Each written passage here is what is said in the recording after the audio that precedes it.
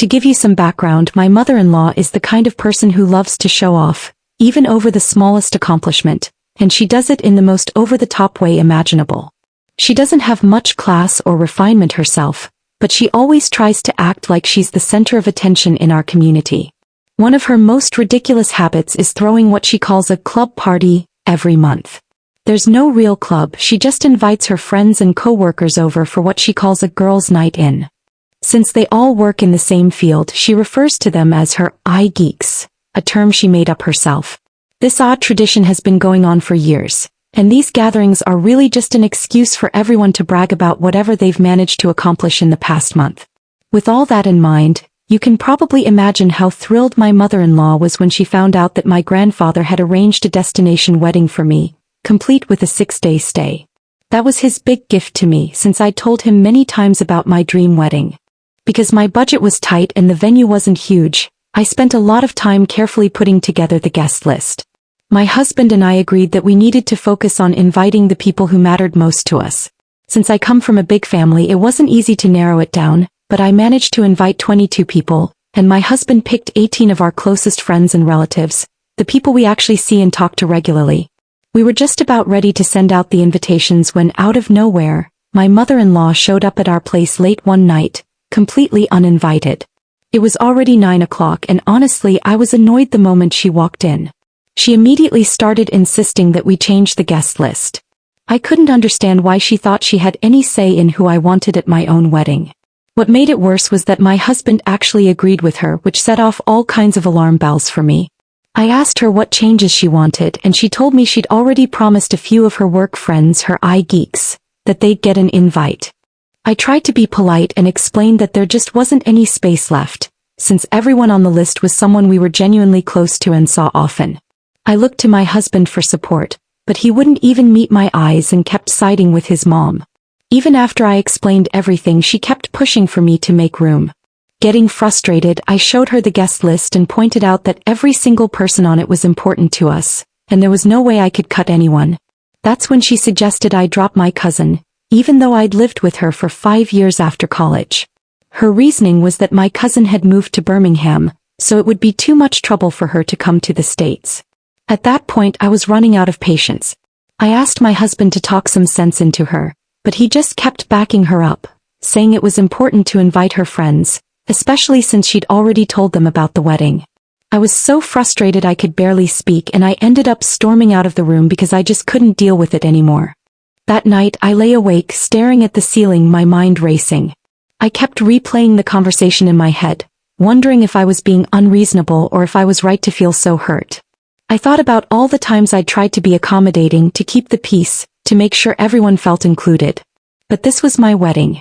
Wasn't it supposed to be about me and my husband, not about my mother-in-law's need to impress her friends? The next morning I woke up with a new plan. If they could be so inconsiderate about my wedding just to look good in front of their friends, then I could play that game too. I called my grandpa and told him everything that had happened the night before. After I finished, I let him know I wasn't going to waste any more energy trying to make them see my side. Instead, I decided to take away the main thing they were showing off about. I told my grandpa, who I love more than anything, that I was taking him and grandma off the guest list, along with my dad's brother and his family. I also asked him to cancel the wedding gift, since he wouldn't be coming anymore. There was a long pause on the other end of the line. I could hear my grandpa's steady breathing, the way he always took a moment to think before he spoke. "Are you sure, sweetheart?" he finally asked, his voice gentle. "I don't want you to feel like you have to do this for my sake."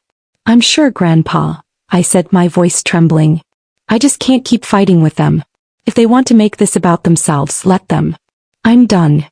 Thankfully, my grandpa understood where I was coming from and didn't hold it against me. When I sent the new guest list to my mother-in-law and fiancé, they were both shocked. I calmly explained that those were the only people I could remove, but by doing that we'd lost our wedding venue. I made sure my fiancé realized that now we had to find a new place within the next 2 months, or else we'd have to postpone the wedding. On top of that, we'd need to reprint all the invitations and figure out new arrangements for guests coming from out of town. I wanted both of them to see that none of this would have happened if it weren't for the generosity of someone in my family who was paying for half the wedding. Honestly, I never expected what happened next. Both my mother-in-law and my fiancé started apologizing for what they'd done. My mother-in-law showed up at our place again, this time looking genuinely sorry for pushing me to change the guest list. She begged me to call my grandpa and ask him to come back, telling me not to let him cancel the hotel or make any other changes. I couldn't help but question why she was suddenly sorry, especially after she'd already gotten her way. She'd made promises to her coworkers and now they were all getting invitations. The weight of that seemed to hit her, and she admitted out loud that inviting them wouldn't make sense unless the wedding was still a destination event. She pointed out that if it wasn't, the whole thing would just be another ordinary wedding, nothing special for anyone to talk about. Hearing her say all this finally made my husband admit he regretted taking her side. But I wasn't about to let him off the hook that easily. I reminded him that I shouldn't have to go to such extremes just to get his support in situations that should be obvious. He apologized again, but I stood my ground and told him my decision was final. Even if I did invite my grandpa back, there was no way we'd get his incredibly generous gift again. Was I being a saint for sticking to my guns? I knew deep down this was my wedding and I needed to put myself first. Still, I couldn't shake the feeling that maybe I was being a little petty for not changing my mind. Did that make me a bad person? Either way, my mother-in-law wasn't done stirring up trouble. Like I mentioned before, I had no plans to ask my grandpa to reinstate his gift, and that really seemed to get under her skin. She started calling my fiancé every other day, painting me as some ungrateful troublemaker out for revenge. Sure, I'd made some choices that made me feel better, but hearing her call me ungrateful when she was the one who started all this was just too much. But she didn't stop there. She went so far as to tell my fiancé he should rethink his whole life, hinting that what I'd done was just the start, and that this would be his future if he married me. One day my fiancé was on speakerphone and I overheard her saying all this. As much as it stung, I was actually glad I heard it because usually he tries to hide anything that might cause problems between us. He did tell his mom she'd crossed a line, but he didn't really stand up to her the way I hoped he would. I get it, it's his mom and I can't expect him to cut her off just because she doesn't like me. Still, I know if she keeps meddling I might hit my limit because I can't picture living like this forever. While all this was going on, I was also dealing with family drama on my side. I live up in Queensland while my parents and my younger sister are down in New South Wales. Not too long ago, my parents and my 27-year-old sister decided to invite themselves over to my place for a whole week after their cruise plans fell through. Honestly, I wasn't exactly thrilled about having them stay that long, especially since I'm pregnant and already busy chasing after my 2-year-old. To make things trickier, our house isn't really set up for a crowd. We've only got one spare queen bed which my parents took and my sister ended up crashing on the couch. She could have shared my bed with me since my husband's away for work, but between her loud snoring and me constantly nudging her to roll over, that just wasn't going to work. After they'd been here for 2 days, we were sitting down to dinner on the second night when my dad casually dropped a bombshell. He told me they'd invited my sister's boyfriend, who she'd only been seeing for 5 weeks, to fly up and stay with us for the weekend. He'd already bought the ticket and was set to arrive Friday morning at 9. I'd never even met the guy and he'd only been around for a handful of weeks. What really bothered me was that nobody bothered to ask me first. Plus, we didn't have the space for him. He'd have to sleep on the couch and my sister would either have to squeeze in with him or try to share my bed. The idea of a stranger sleeping in my house while my little boy was in his own room just didn't sit right with me.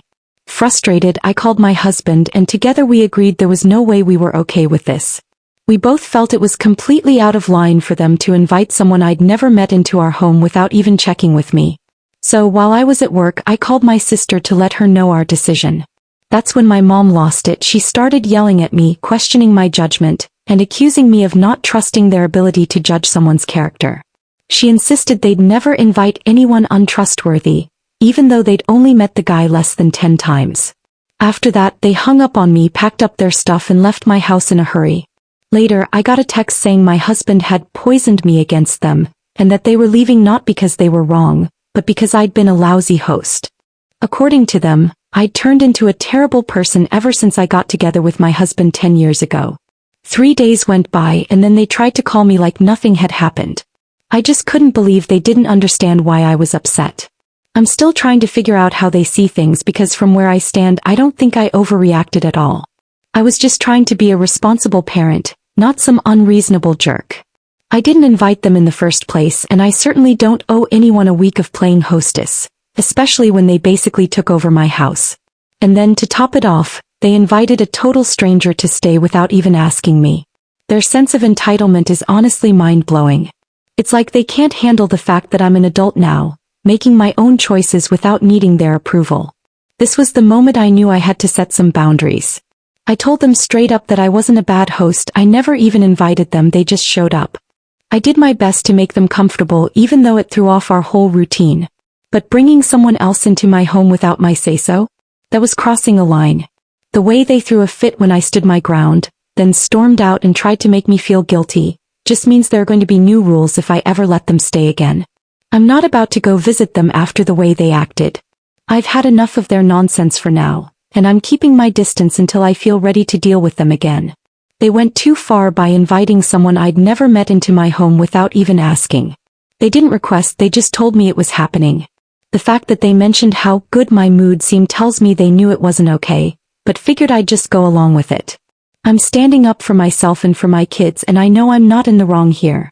I'm 33, 5 months pregnant, and my husband, who's 35, is away on a work trip until next month. This is my first pregnancy, and lately I've had to keep working at the office. When I first met my husband, he was super skinny, mostly because his mom's cooking was so bland. She avoided anything with flavor, no spices, no sauces, not even salt or pepper, because she thought it was healthier that way. My husband got used to eating food that tasted like nothing, but once he tried my cooking, he realized there was a whole world of flavor out there. One Wednesday I was really craving curry, so I made a big batch.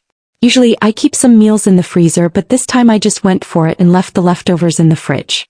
That same day my in-laws showed up unannounced. They have a spare key for emergencies.